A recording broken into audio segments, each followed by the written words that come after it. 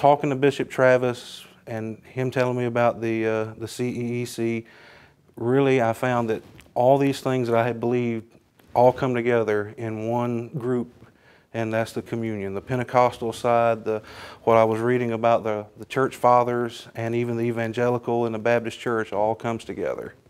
We observe Holy Communion every Sunday, which is a big move for a lot of Baptists to do that.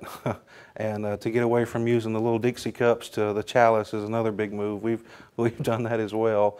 The first Sunday we have Holy Communion in the AM service, and then the second through fourth Sundays in the PM service. And we use the Book of Common Prayer, the second rite for Holy Communion. What's been the reaction of your people? They have really taken to it. I think they were, from what many of them had told me, they were tired of communion being treated with such just a nonchalant attitude, pretty much crackers and juice. I had one of them tell me that they just thought it was snack time, you know, every quarter in the Baptist church, and they've come to realize through personal study, through the study of the history of the church, that it's much more. And they really enjoy the reverence, the liturgy, the responses back and forth. They've really taken to that, to my surprise. So it's been very delightful. I was raised in a Pentecostal church. My grandfather was the associate pastor of our home church, and once I graduated high school, I went off to Bible college and took a job as a youth minister at a Baptist church. And so I was in the Baptist church and ordained about 2 years later as a Baptist minister. Pastored that church for 5 years, and while I was there, I went through seminary. I would go to Atlanta 3 times a week, drive back and forth, and while in seminary, we started our church history classes.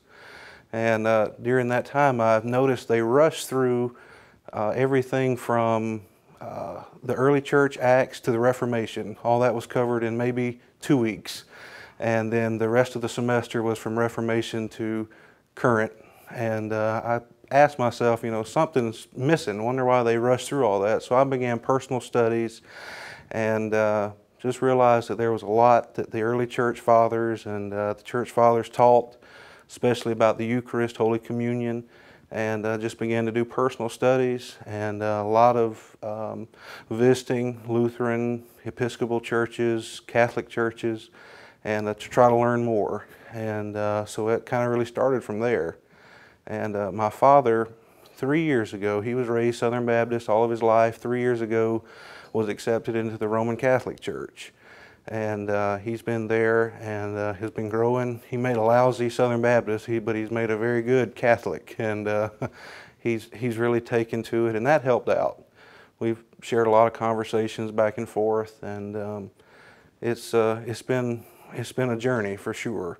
We kind of went back to my Pentecostal roots. And with the church we're serving at now, my wife and I, we're beginning to do Bible studies and filled with the Spirit and what it means, life in the Spirit, the gifts of the Spirit, and they're very hungry for it.